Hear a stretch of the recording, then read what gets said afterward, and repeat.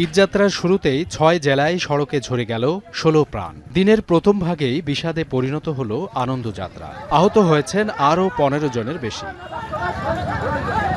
Police জানায়, খুলনা থেকে যশোরের দিকে যাচ্ছিল একটি কাভার্ড ভ্যান। বেলা 11:30টার দিকে যশোর খুলনা মহাসড়কের যশোর কোতোয়ালি থানার চাউলিয়া তেলপাম্প এলাকায় পৌঁছালে অটোরিকশার সঙ্গে ত্রিমুখী সংঘর্ষ হয়। এতে ঘটনাস্থলেই ইজিবাইক চালক আইয়ুব আলী সহ মারা যান ২ জন।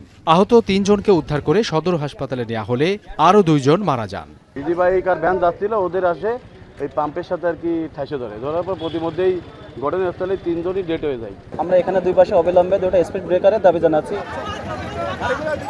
দুর্ঘটনার পর দীর্ঘ সময় সড়কে যান চলাচল বন্ধ হয়ে যায়। এতে দুর্ভোগে পড়েন যশোর খুলনা মহাসড়কের যাত্রীরা। একইভাবে কুষ্টিয়ার খোকসায় যাত্রীবাহী বাস ও ট্রাকের মুখোমুখি সংঘর্ষে ৪ জন নিহত হয়েছেন। প্রত্যক্ষদর্শীরা জানান, কুষ্টিয়া থেকে রাজবাড়ীর পাংশার দিকে যাচ্ছিল একটি ড্রাম ট্রাক। বেলা ১১টার দিকে খোকসা উপজেলার শিমুলিয়া দক্ষিণ কুটিপাড়া মসজিদের সামনে পৌঁছালে বিপরীত দিক থেকে আসা একটি যাত্রীবাহী বাসের মুখোমুখি সংঘর্ষ হয়। এ সময় বাসটি উল্টে সড়কের পাশে পুকুরে পড়ে গিয়ে হতাহতের ঘটনা ঘটে। এর আগে সড়ক দুর্ঘটনায় জেলায় আরও একজন নিহত হন। তালহা পরিবহন ওটা পাইছি, ওটা পানির ভিতর পড়ে রয়েছে।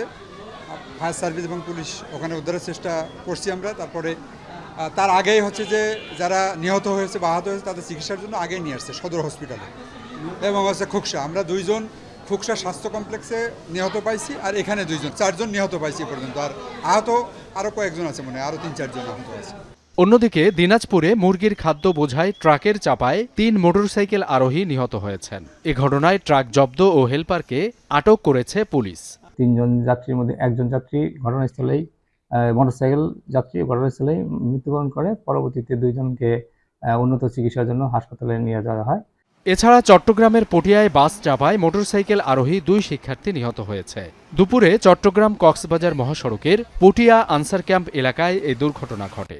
একইভাবে লক্ষ্মীপুর ও ফরিদপুরে সড়ক দুর্ঘটনায় আরও ২ জন নিহত হয়েছেন। সাবিত সারওয়ার, এখন।